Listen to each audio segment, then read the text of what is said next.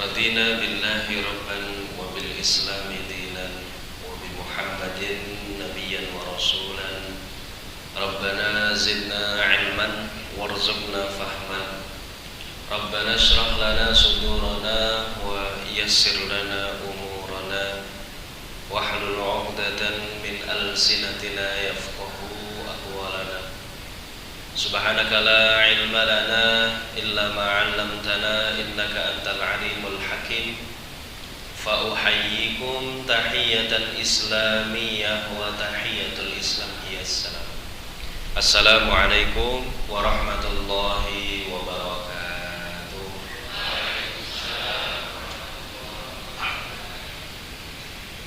Sehat sedaya Bapak Ibu. Ini nyawane sampun balik sedaya napa dereng niki? Sampun. Bapak Ibu sekalian yang dirahmati Allah Subhanahu wa taala.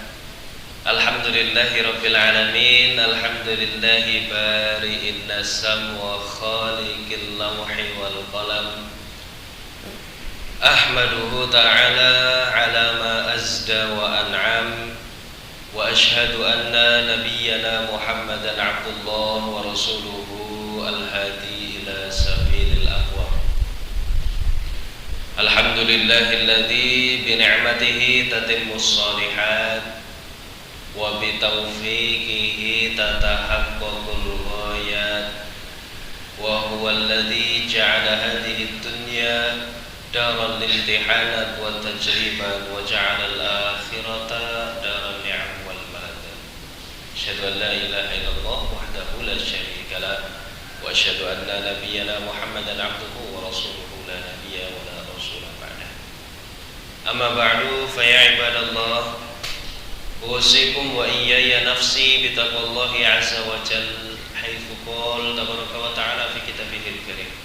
A'udzu billahi minasy syaithanir rajim. Wa may yattaqillaha yaj'al lahu makhraja wa yarzuqhu min haitsu la yahtasib wa may yatawakkal 'ala Allahi fa huwa hasbuh. Bapak-bapak dan ibu-ibu sekalian yang dirahmati Allah, marilah senantiasa kita panjatkan rasa puja dan puji syukur kita kepada satu-satunya zat yang pantas untuk kita syukuri, tidak lain tidak bukan adalah Allah Subhanahu wa ta'ala. Kita masih diperkenankan untuk bangun kembali pada pagi hari ini. Masih diperbolehkan oleh Allah untuk berjalan kembali menyusuri buminya Allah. Masih diberikan kesempatan untuk bisa bernafas dengan lega. Masih diberikan begitu banyak sekali kenikmatan oleh Allah. Maka kita tidak bisa membalas itu pun kecuali hanya dengan bersyukur kepada dengan suatu kalimat yang luar biasa, tentunya alhamdulillahirabbil alamin. Salawat dan salam semoga senantiasa tercurah kepada junjungan kita, Nabi besar kita, Nabi Agung Muhammad sallallahu alaihi wasallam, dan semoga kita termasuk ke dalam golongan umat beliau yang nanti mendapatkan syafaat fi yaumil akhir. Amin amin ya rabbal alamin. Purun sholawatan riyen cih Bapak Ibu supaya lebih melek napa malah dadi ngantuk nek sholawatan niku. Supaya lebih melek lagi, supaya lebih hangat suasana pada pagi hari ini, maka kita bersolawat ke atas Nabi Muhammad SAW. Innallaha wa malaikatahu yusholluna 'alan nabi ya ayyuhalladzina amanu shallu 'alaihi wa sallimu taslima. Sallallahu ala Muhammad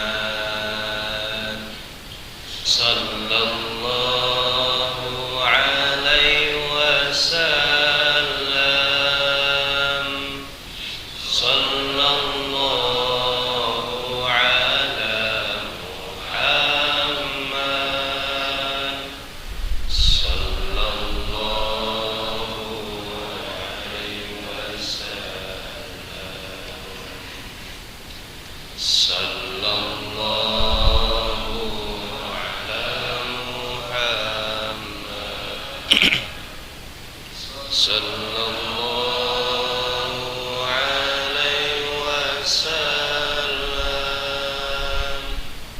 Sallallahu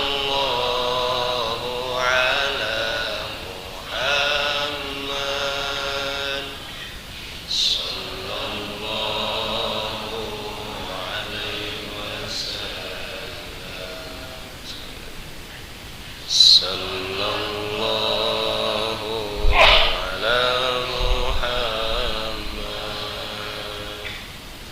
Sallallahu alaihi wasallam. Sallallahu ala Muhammad. Sallallahu alaihi wasallam. Kita tambah sedikit.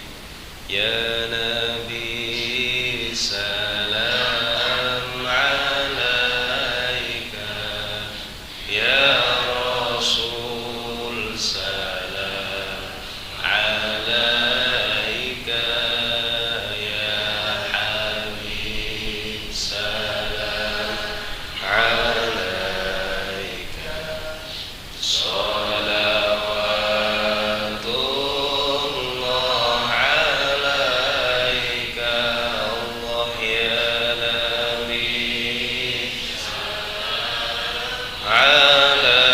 alaika, ya Rasul salam alaika, ya Habib salam alaika. Salawatullah alaika. Allahumma sholli ala. Semoga nanti kita diperkenankan untuk berjumpa dengan baginda Nabi Muhammad SAW. Bapak Ibu, kalau ditanya, semisal diberikan kesempatan untuk bisa membangkitkan satu orang lagi dari dunia ini, siapapun itu, kira-kira Bapak Ibu mau milih siapa yang dibangkitkan? Beneran? Saya itu Nabi Muhammad. Nabi Muhammad SAW itu satu-satunya orang yang selalu ingat dengan kita. Ya Nabi, ketika beliau duduk dalam keadaan tenang, yang diingat adalah umatnya. Ketika beliau mau menyembelih, yang diingat adalah umatnya. Sampai sesaat sebelum beliau wafat pun yang diingat adalah ummati. Bagaimana keadaan umatku nanti? Padahal beliau pun tidak kenal kepada kita, belum pernah bertemu dengan kita, tapi sudah mengingat-ingat kita. Maka kalau kita tidak mau menjalankan sunnah-sunnah beliau, tidak mau bersolawat ke atas beliau, ini kok rotok kebuatan. Allahumma sholli ala Muhammad wa ala ali Muhammad. Dan solawat-solawat seperti ini yang mungkin akan bikin saya kangen dengan para jamaah itu. Karena nyuwun sewu Bapak Ibu, saya ingin mengabarkan sesuatu sebelum kita mulai kajian pada pagi hari ini. Mungkin bisa jadi ini adalah kesempatan sebelum terakhir, iya, untuk kita bisa bertatap muka ketika Ahad Pon seperti ini, ataupun terakhir. Saya wallahu alam bishawab, belum tahu. Karena ternyata saya harus dipindah tugaskan. PNS wae Pak dipindah tugas. Alhamdulillah Bapak Ibu, jadi mungkin yang sering ikut kajian di Pak Wiro sudah tahu kalau saya alhamdulillah mau melanjutkan studi kembali. Jadi mau studi kembali, dapat beasiswa, tapi qadarallah wa masya'a fa'ala. Itu tadi berita bahagianya. Berita sedihnya saya dapatnya tidak di Yogyakarta. Ya, jadi saya harus berpisah dengan beberapa jamaah, termasuk juga jamaah di Kemiri Sewu di Al-Mutakin. Saya akan pindah ke Malang untuk sementara waktu untuk melanjutkan kembali studi S2. Jadi nanti mungkin kurang lebih 2 tahun sih Bapak Ibu. Ya, saya izin untuk tidak bersilaturahim ke Masjid Al-Mutakin. Ini bisa jadi yang terakhir ataupun sebelum terakhir, karena nanti mungkin saya berangkat di bulan Agustus atau September lah. Itu pulang S2 itu September. pon Bali lho ini. Sing mriki minggu pon, sing mriko Setu napa Pak? Setu napa? Setu Kliwon. Setu Kliwon sing mriko ngarani rong minggu pisan, gen kula ngarani seminggu pisan, aku bali terus engko. Bolak-balik. Insyaallah kalau ada kesempatan insyaallah saya akan pulang seperti itu. Mboten apa-apa Cek, Bapak Ibu Cek. Sekali lagi karena saya rasa saya masih harus untuk menuntut ilmu lagi. Ilmu saya masih kurang. Kalau kata kiai saya itu faqidus syai' la yu'ti. Kalau kamu kehilangan sesuatu, kamu tidak akan memberikan sesuatu kepada orang lain. Jadi harus punya sesuatu dulu baru bisa memberi seperti itu. Maka cari ilmu dulu, baru nanti kalau mau memberikan kepada orang lain itu lebih luas ilmunya seperti itu. Bapak Ibu sekalian yang dirahmati Allah Subhanahu wa taala, alhamdulillah. Meski demikian kita pagi hari ini masih dikumpulkan kembali oleh Allah Subhanahu wa taala dalam keadaan yang tidak kurang sama sekali nggih, insyaallah seluruhnya sehat walafiat insyaallah. Meskipun kadang ada yang batuk-batuk, wonten saya batuk-batuk napa mboten niki Bapak Ibu? Wonten ora saya edak-edak ngono to Bu terus. Mungkin ada yang pusing-pusing, mungkin ada yang flu-flu, tidak apa-apa. Mungkin bisa jadi itu ijabah dari salah satu doa kita. Bapak Ibu selama ini pernah berdoa atau tidak mohon ampun dosa-dosa kita? Pernah ya? Gimana doanya? Allahumma gfirli, ya kan? Allahumma ya Allah ampunilah dosaku, wali walidayya, dan juga kedua orang tuaku. Itu kan doa untuk mohon ampun. Salah satu cara Allah untuk mengampuni dosa-dosa hambanya itu dengan apa? Betul, diberikan rasa sakit. Kalau sakit itu kan kita dosanya sedang diampuni oleh Allah. Jadi mungkin kita sedang diberikan sakit, nggih napa flu, napa mumet, napa itu bisa jadi cara Allah mengampuni dosa-dosa kita.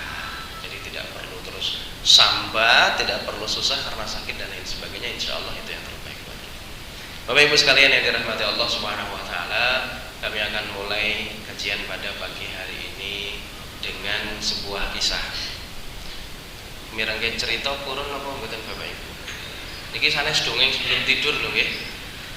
Dongeng setelah tidur, dongeng bangun tidur. Kisah ini datang dari kurang lebih negara Kirgistan, kalau Bapak Ibu tahu Kirgistan. Di sana pernah hidup sebuah keluarga yang luar biasa hangat sekali. Keluarga ini luar biasa istimewa. Kurang lebih hampir puluhan bahkan ratusan tahun yang lalu. Hiduplah di kota Kirgistan itu sebuah keluarga yang hangat sekali. Pasangan suami dan istri yang ketika itu Allah berikan kabar gembira berupa seorang anak. Jadi pasangan suami istri ini mendapatkan kabar gembira bahwasannya ia akan mendapatkan seorang anak.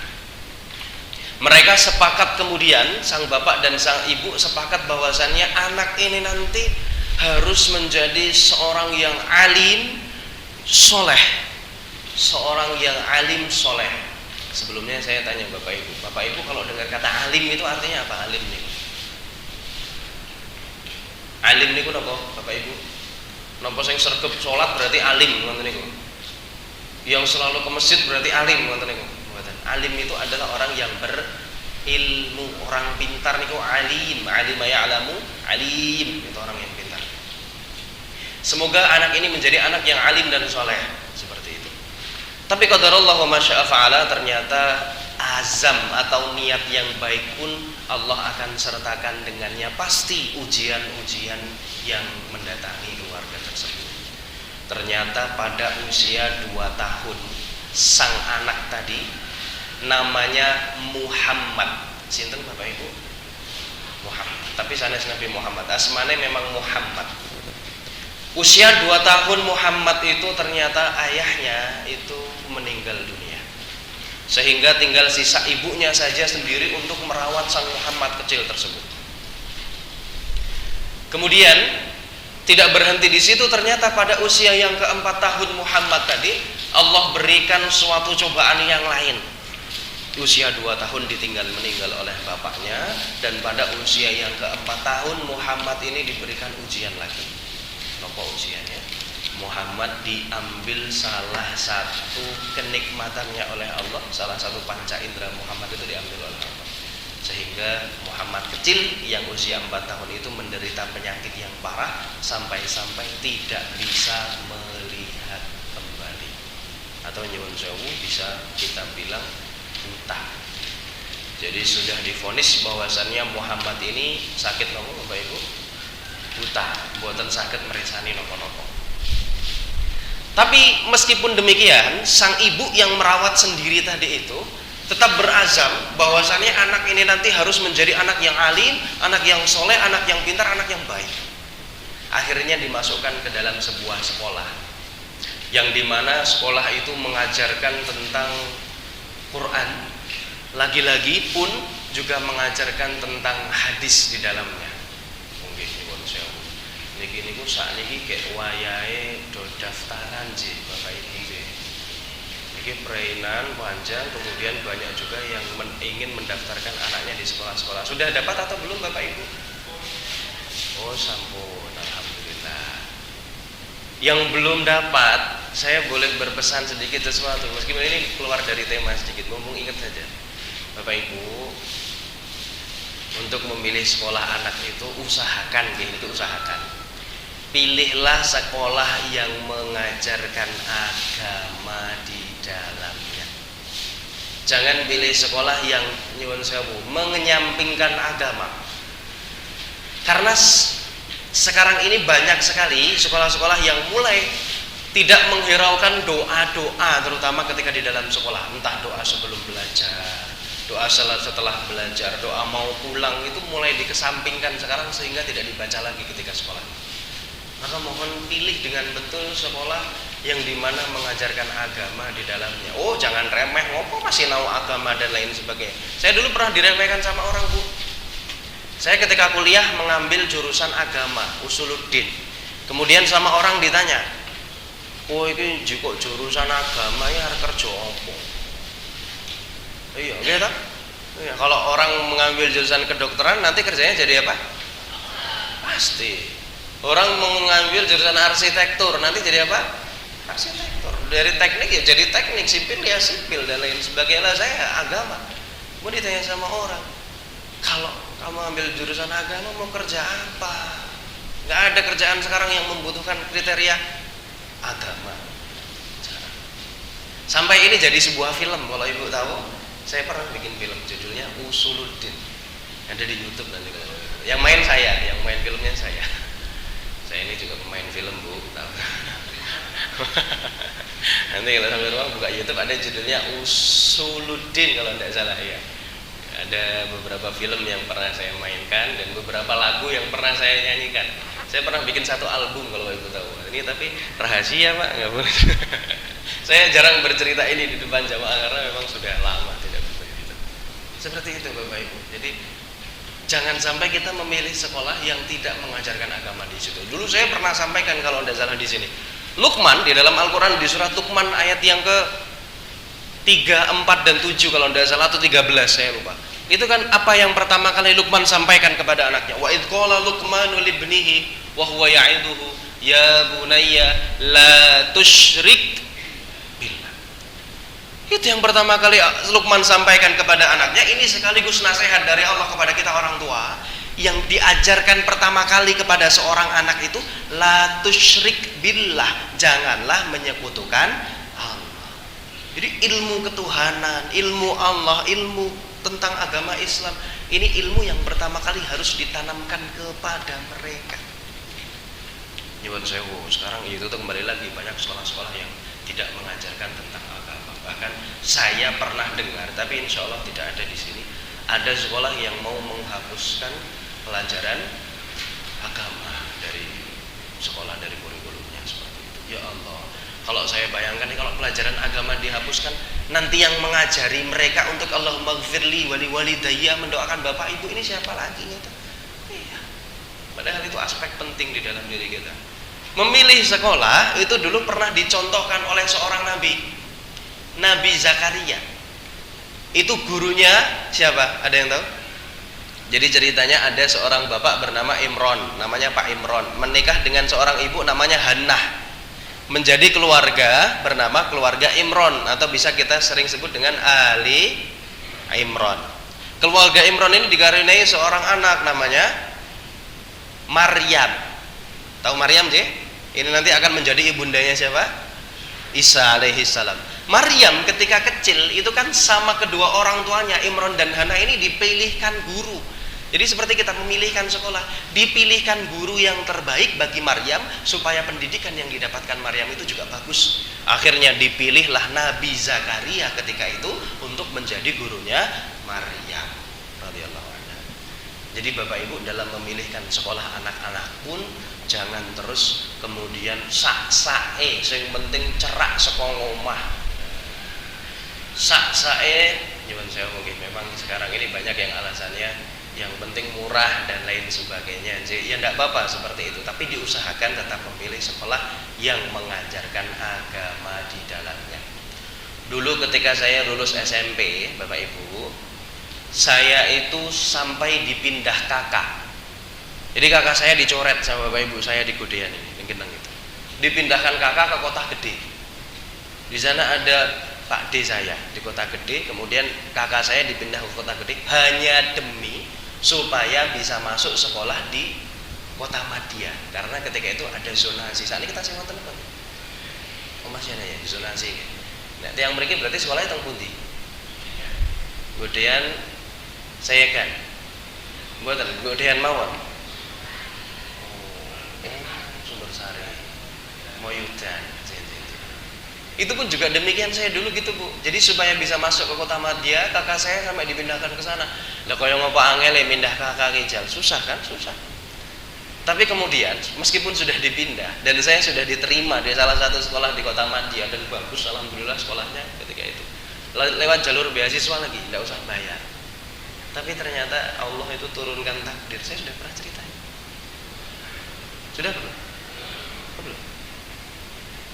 Ini out of the box nih, rahasia. Ini rahasia kita saja nih.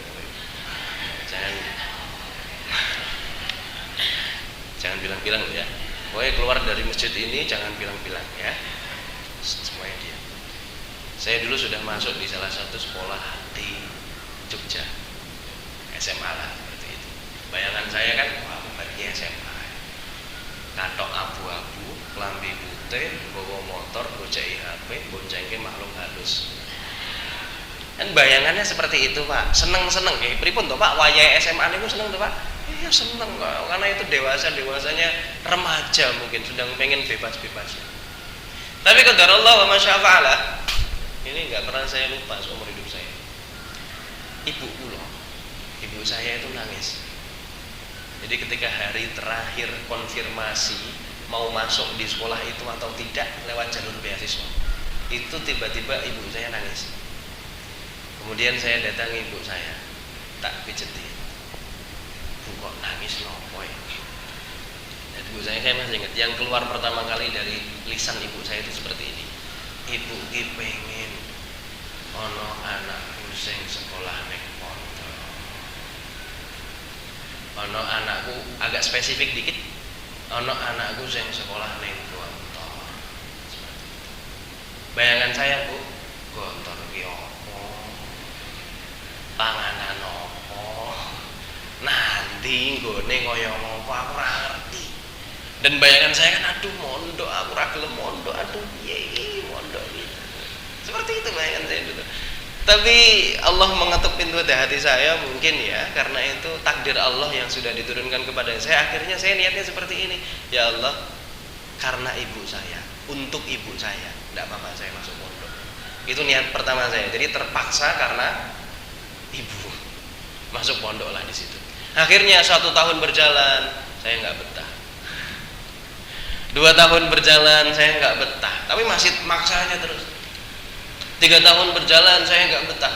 Setiap kali saya telepon ke ibu itu pasti curhat, Bu, nang pondok ki waktunya disiplin sekali, kesana kemari itu dikejar waktu, harus disiplin, pelajarannya banyak sekali, susah dihafalkan dan lain sebagainya.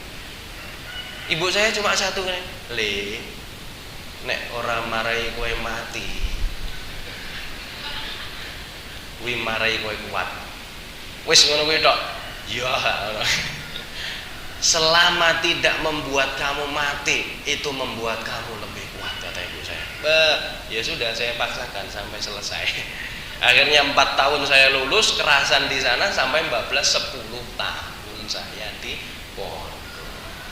Yang tadinya 1 tahun 2 tahun gak betah sampai 10 tahun. 10 tahun pun saya disuruh keluar ketika itu masih mikir-mikir, masih pengen di pondok ketika itu karena enak suasananya luar biasa. Dan saya baru dapat hikmahnya ketika itu 10 tahun berlalu, kemudian saya keluar di masyarakat seperti ini, saya baru berpikir, oh iki toh maksud Allah dulu itu menuntun saya untuk sekolah di pondok itu ternyata seperti ini. Kalau saya dulu sekolah tidak di pondok, kayak tidak bisa duduk di sini saya sepertinya, tidak bisa kenal dengan bapak ibu saya, nggak bisa kenal dengan masyarakat di Godean, saya akan mayutan mikir dan lain sebagainya, nggak bisa. Seandainya saya dulu menolak apa yang Allah turunkan kepada saya pada malam hari itu. Tapi ternyata sekali lagi Allah itu memberikan apa yang kita butuhkan, bukan apa yang kita inginkan. Saya pengen SMA dulu, tapi ternyata saya nggak butuh SMA, kata Allah. Kamu butuh pondok. Akhirnya sama Allah dikasih pondok, dan inilah kamu seperti itu. Nah itu, jadi Bapak Ibu sekalian yang dirahmati Allah Subhanahu Wa Taala, jangan mudah-mudah kita untuk memilihkan sekolah kepada anak hanya karena dekat, mudah dan lain sebagainya. Pilih betul yang terutama bisa mengajarkan agama di situ. Banyak sekolah sekarang, sekolah Muhammadiyah banyak, MI juga banyak dan lain sebagainya. Insya Allah baik-baik seluruhnya. Seperti itu sih Bapak Ibu. Bapak Ibu sekalian yang dirahmati Allah Subhanahu Wa Taala, ini kamu mantas punting, kamu mantas tekan kono gitu ya. Muhammad, iya. Muhammad kecil itu pada usia 4 tahun diberikan ujian, yaitu diambil pandangannya oleh Allah. Kalau boleh saya bilang justru malah diringankan hisabnya karena tidak bisa melihat sesuatu. Bu, boleh saya tanya, orang yang tidak bisa melihat dengan kita yang bisa melihat, nanti hisabnya berat mana? Berat kita yang bisa melihat. Karena sedikit kita lihat apa sama Allah nanti ditanya. Allah, orang yang buta itu hisabnya ringan karena apa? Dia tidak melihat apapun. Dia sudah perihal ini mata ini nanti tidak dipertanggungjawabkan selama dia tidak melihat. Nah, Muhammad ini kemudian diambil penglihatannya. Tapi pada suatu waktu, pernah suatu kali di dalam kelas, gurunya itu menantang murid-muridnya. Jadi Muhammad bersama dengan teman-temannya sekelas itu ditantang sama gurunya. Ketika itu gurunya membacakan satu surat di dalam Al-Quran, yaitu adalah surat Qaf. Gurunya kemudian membaca Bismillahirrahmanirrahim, Qaf wal Qur'anil Majid ila akhiril ayat, sampai selesai surat Qaf. Kemudian gurunya itu menantang anak-anaknya, sekarang siapa yang bisa mengulangi kembali apa yang barusan Ustadz baca di depan kelas tadi dari awal sampai terakhir, angkat tangan, nanti Ustadz beri hadiah, kata gurunya seperti itu. Satu kelas itu ternyata hening, tidak ada yang bisa mengulangi kembali apa yang barusan dibaca sama gurunya, kecuali hanya satu orang anak tadi. Siapa? Muhammad. Tiba-tiba Muhammad yang tidak bisa melihat itu, dia mengangkat tangannya dan berkata kepada gurunya, ana ya Ustadz, ana astati' ya Ustadz, saya bisa ya Ustadz. Disuruh maju, kemudian melafalkan surat Qaf dari ayat 1 sampai terakhir. Padahal itu kali pertama Muhammad mendengarkan surat tersebut. Jadi baru satu kali dengar dari gurunya, tiba-tiba sudah bisa hafal. Dihafalkanlah Qaf wal Qur'anil Majid sampai terakhir selesai. Gurunya itu kaget, geleng-geleng luar biasa. Muhammad, kamu itu tidak bisa melihat, tapi ternyata Allah memberikan sesuatu hal yang lain kepadamu. Meskipun penglihatanmu tidak tajam, tapi ternyata mata batinmu itu sangat amat tajam. Sampai-sampai dia baru dengar sekali saja surat Qaf tadi, sudah bisa mengulangi dengan betul, tidak salah sama sekali. Akhirnya gurunya memberikan hadiah kepadanya. Kalau sekarang orang itu memberi hadiah berupa materi, kalau orang dulu tidak, Bapak Ibu.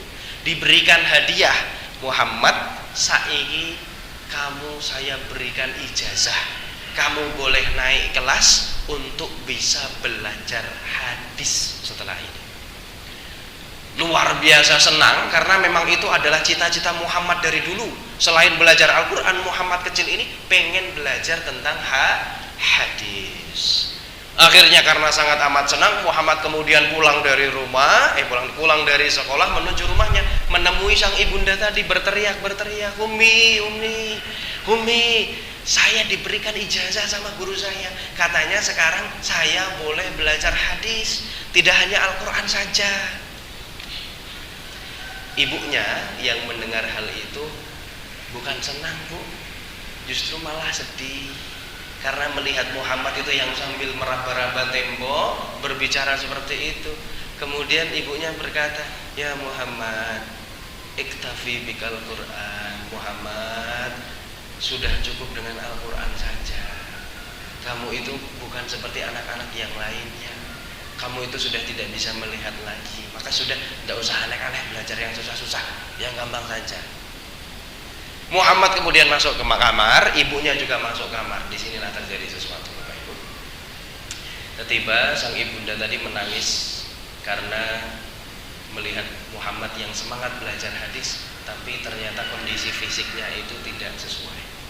Akhirnya sang ibunda menggelar sajadah di dalam mihrabnya, kemudian mendirikan sholat 2 rakaat. Ketika bersujud, sang ibunda itu berdoa kepada Allah dengan kalimat yang luar biasa. Berkatalah sang ibunda, "Ya Allah, yal basir." Apa artinya al-basir, Bapak Ibu? Yang maha melihat. "Ya Allah, yal basir." Sambil bersujud, nangis ibunya berdoa, "Ya Allah, yal basir, a'id basirata ibni." Ya Allah yang maha melihat, kembalikanlah penglihatan anakku. Berdoa seperti itu sampai mengucur air mata dan lain sebagainya. Kemudian sang ibunda menyelesaikan sholatnya, salam ke kanan, salam ke kiri. Kaget karena Muhammad tiba-tiba teriak-teriak di kamar samping.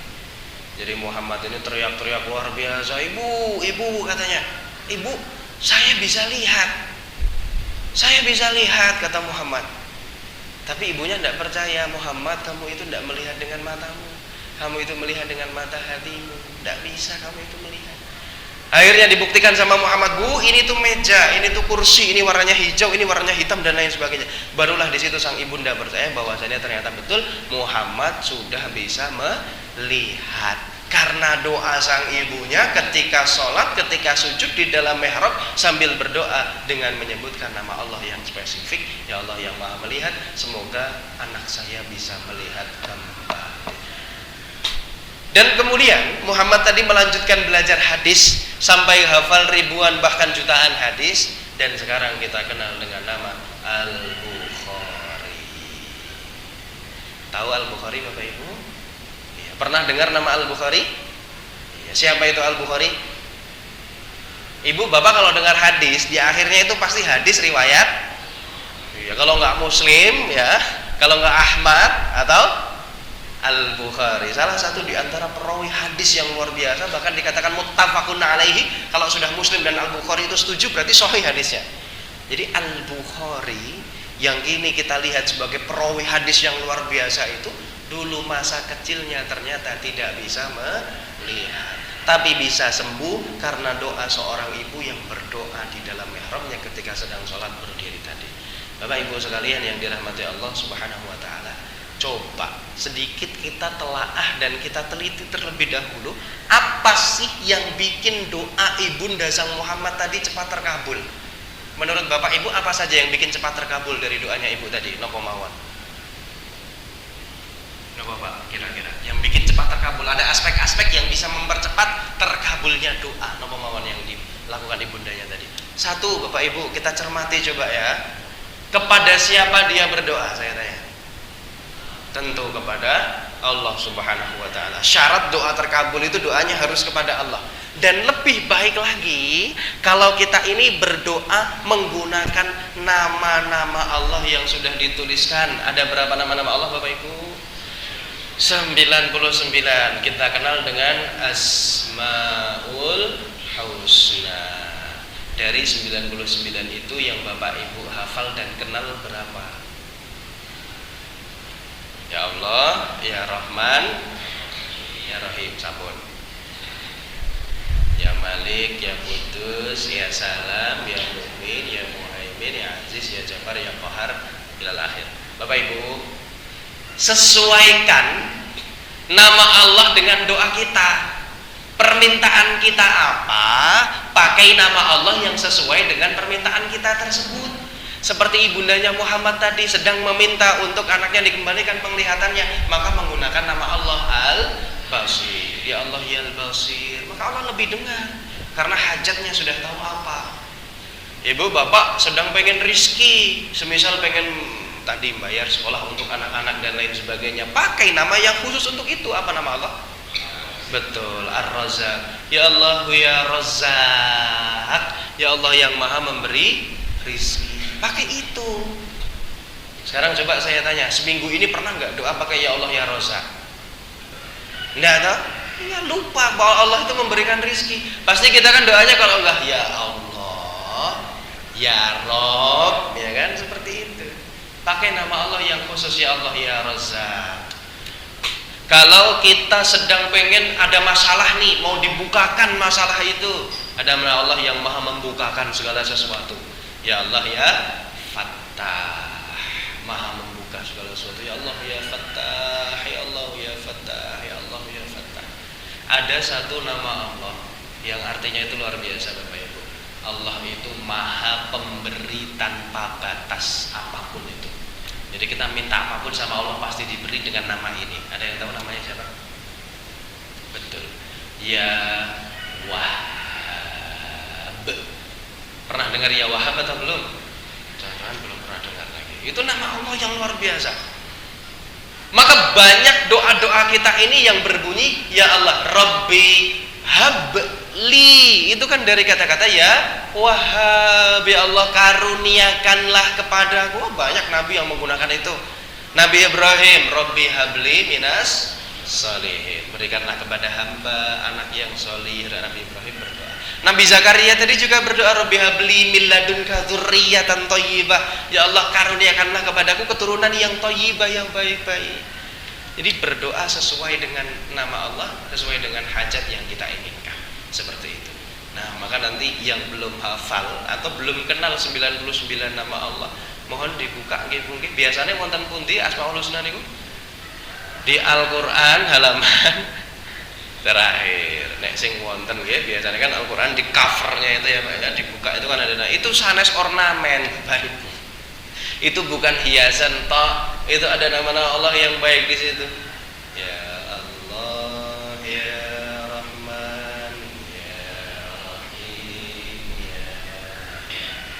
Ya Kudus, Ya Salam, Ya Mu'min, Ya Muhammad. Saya yakin belum hafal, jadi tidak usah diteruskan. Dihafalkan itu saja. Besok kapan-kapan ya, semua kita bisa melantunkan satu-satu nama Allah tersebut. Karena nyuwun sewu Bapak Ibu, bagaimana kita mau berdoa kalau kita tidak kenal dengan siapa yang kita minta? Maka kita berdoa harus dengan cara yang baik, dengan ini yang baik. Satu tadi, berdoa kepada Allah menggunakan Asmaul Husna itu lebih cepat terkabul doa-doa kita. Coba kita pahami lagi. Kemudian yang kedua, di mana Ibunda Muhammad tadi berdoa? Betul, di dalam mihrabnya. Tempat yang mustajab untuk berdoa itu kita pilih kalau mau doa kita lebih cepat terkabul. Sayangnya di Indonesia ini tidak ada tempat-tempat khusus seperti di Arab sana. Kalau ketika kita ibadah umrah atau haji, tahu ada beberapa tempat-tempat sudut-sudut khusus untuk berdoa. Oke, Bapak Ibu yang pernah umrah haji ya tahu ya. Beberapa yang tempat mustajab ada multazam, multazam. Raudhah itu luar biasa cepat sekali terkabulnya doa di sana. Kalau di Indonesia tidak ada, bisa dengan itu tadi, namanya mihrab. Mihrab itu tidak harus ini, mihrab itu bukan ini. Saya pernah sampaikan di sini, kalau nggak saya pernah kasih PR Bapak Ibu deh kalau nggak salah. Sudah disediakan belum mihrab di rumah? Sudah ya, alhamdulillah. Tempat khusus untuk beribadah yang tidak dicampuri dengan urusan dunia, itu mihrab namanya. Sakniki sing salate nggih niku nggih salat niku nggih nyetrika, nggih wonten apa mboten? Wonten. Tasih enten tumpukan-tumpukan kumbahan gitu. Apa atau di samping dipan atau di depan lemari di mana itu untuk berlalu lalang, kita juga salat di situ. Nyuwun sewu Bapak Ibu. Kita pilih tempat yang baik untuk salat. Maka sediakan mihrab di dalam rumah kita. Saya pernah bilang, Ustaz, rumah saya tidak terlalu lebar, tidak ada ruangan kosong, wis keba anaknya akeh, tidak ada ruangan kosong untuk bikin mihrab. Tidak mesti satu ruangan. Gelar sajadah, buatan sah dilempet, sudut itu untuk bersolat, untuk ngaji, untuk ibadah sudah di situ. Afdolus sholat, sebaik-baik sholat itu di mana? Tahu Bapak Ibu hadisnya? Afdolus sholat itu fil bait. Sebaik-baik sholat itu sebetulnya di rumah. Ma'adal faraid, kecuali yang wajib. Sholat wajib lebih baik di masjid. Tapi kalau sholat sunnah di rumah itu baik. Bapak sebelum berangkat subuh tadi sholat dulu di mihrab 2 rakaat, sudah azan sholat fajar dulu, baru setelah itu berangkat ke masjid, tidak apa-apa. Sebelum duhur sudah azan sholat 2 rakaat dulu sunnah di rumah, kemudian baru berangkat ke masjid, itu bagus. Ibu-ibu pun juga demikian, lebih baik sholat di masjid, lebih baik sholat di rumah. Seperti itu. Maka sediakan sebisa mungkin ada mihrab di rumah, tempat kita ibadah, supaya lebih cepat terkabul doa-doa kita. Nabi Zakaria, kembali lagi saya sebutkan, itu dulu pernah berdoa di mihrabnya Maryam dan langsung terkabul oleh Allah. 1. Menggunakan nama-nama Allah. 2. Di tempat yang baik untuk berdoa. 3. Ketika apa tadi doanya? Ibunda Muhammad tadi loh, ketika apa? Ketika sholat. Lebih spesifik lebih ketika bersujud. Bu, sholat itu waktu yang sangat baik untuk berdoa. Di dalamnya ada beberapa titik-titik di mana doa kita ini sangat didengar oleh Allah. Masih ingat ada berapa titik? Dulu ketika sholat dulu, ketika praktek sholat pernah kita sebutkan. Ada yang masih ingat? 1, cepat saja. 1, setelah ayat iyyaka na'budu wa iyyaka nasta'in, di dalam surat Al-Fatihah, ketika kita berdiri sholat itu ada sedikit waktu yang mustajab di situ, maka boleh kita berdoa. Imam membaca misal iyyaka na'budu wa iyyaka nasta'in. Kemudian Bapak Ibu di dalam hati, nyuwun sewu jangan dilafalkan ya, cukup doa di dalam hati saja. Ya Allah, semoga urusan saya dipermudah. Ya Allah, semoga utang-utangku ndang lunas kabeh. Ya Allah, semoga sing tak utangi lali kabeh. Ampun. Ya, berdoa setelah kalimat iyyaka na'budu wa iyyaka nasta'in itu mustajab ketika itu. Kemudian ketika ruku, kemudian ketika sujud, semua sujud di dalam sholat itu mustajab. Tidak harus sujud yang terakhir, tidak harus sujud yang terakhir. Kenapa Rasulullah itu lebih lama di sujud yang terakhir? Karena Rasul itu sudah rindu dengan datangnya waktu sholat selanjutnya. Jadi sujud terakhirnya itu lebih lama daripada sujud-sujud yang lain. Tapi waktu yang mustajab untuk berdoa ketika sholat itu semua sujud. Jadi Bapak Ibu ketika sujud boleh lebih lama sedikit, berdoa di situ di dalam hati kita. Apa saja yang kita minta di dalam hati kita boleh untuk berdoa ketika sujud. Tapi kalau sedang sholat jamaah, ampun dangu-dangu le sujud. Pokoknya melu imam, nek jamaah ngoten nggih rumusnya nggih, nek jamaah niku melu imam. Jangan imamnya sudah berdiri lagi Bapak Ibu masih sujud. Imamnya sudah rukuk Bapak Ibu masih ternyata mboten donga napa? Ya ngantuk bablas keturun ternyata.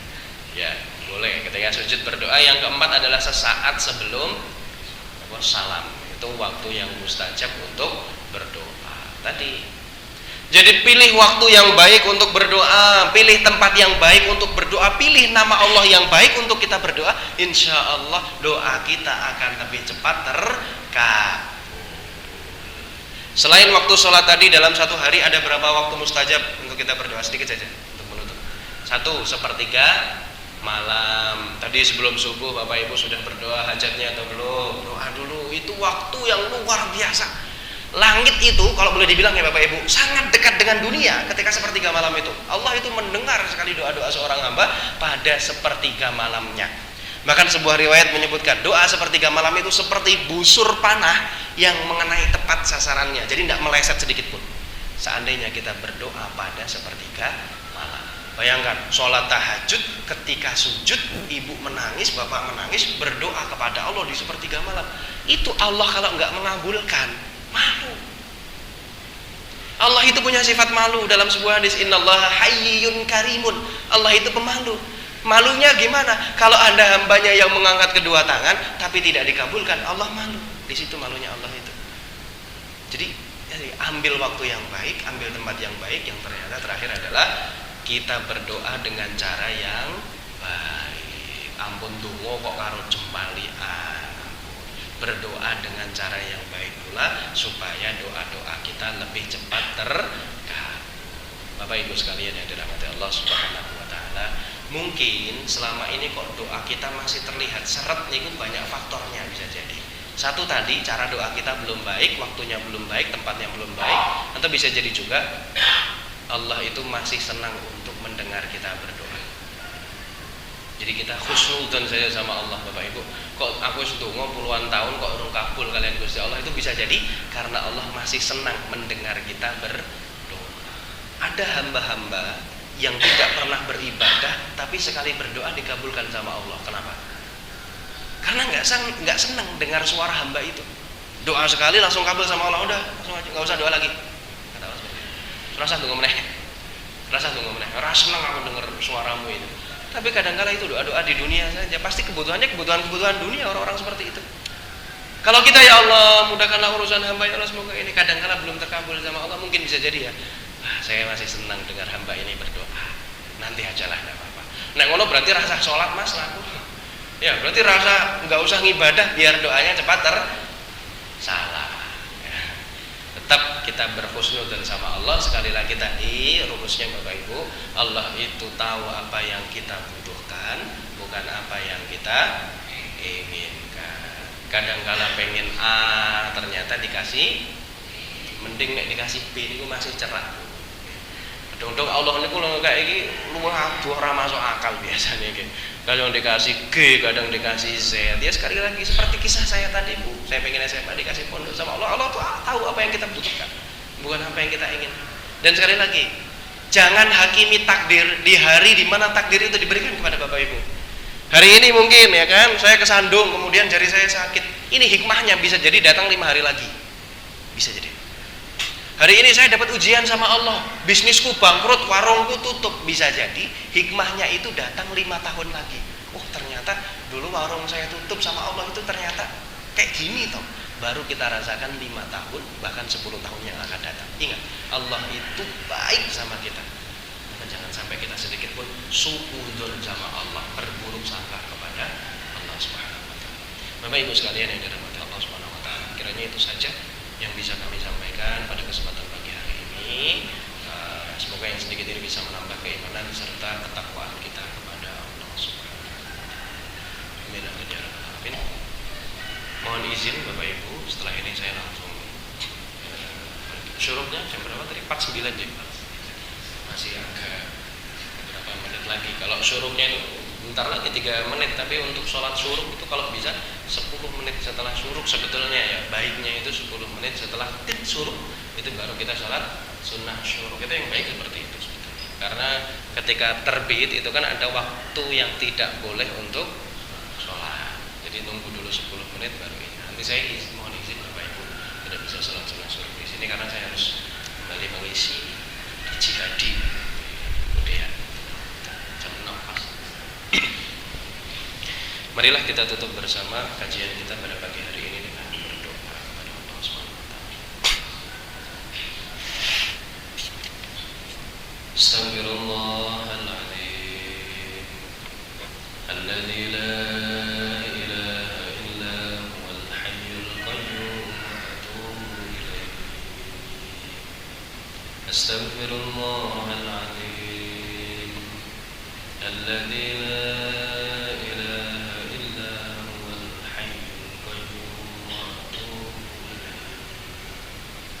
أستغفر الله العظيم الذي لا إله إلا هو الحي القيوم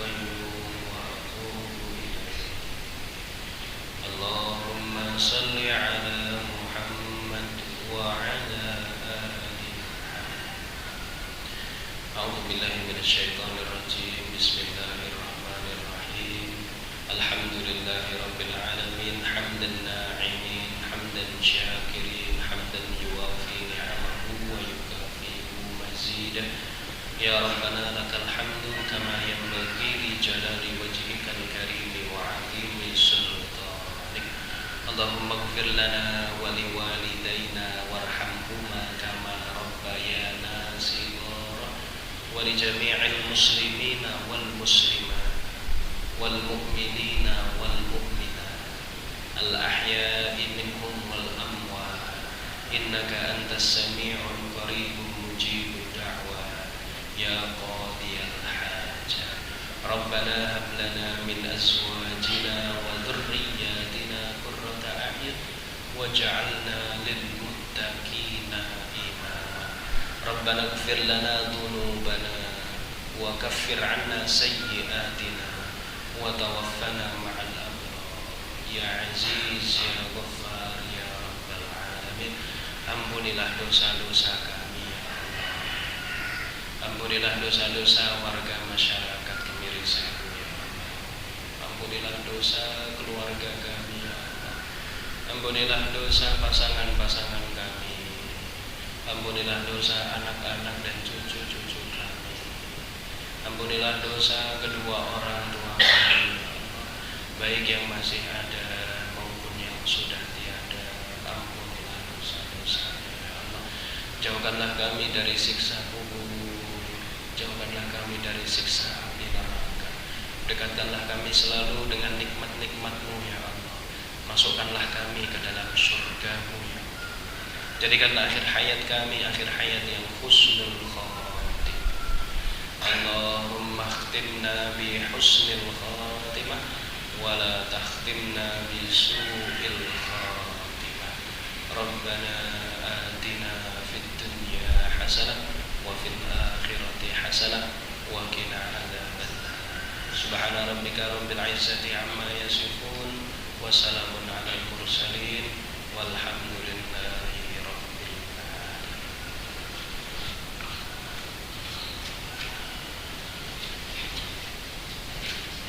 Terima kasih Bapak Ibu sekalian atas kesempatan yang diberikan. Semoga masih bisa berjumpa kembali dalam keadaan yang lebih baik lagi insyaallah. Syukran ala kulli timam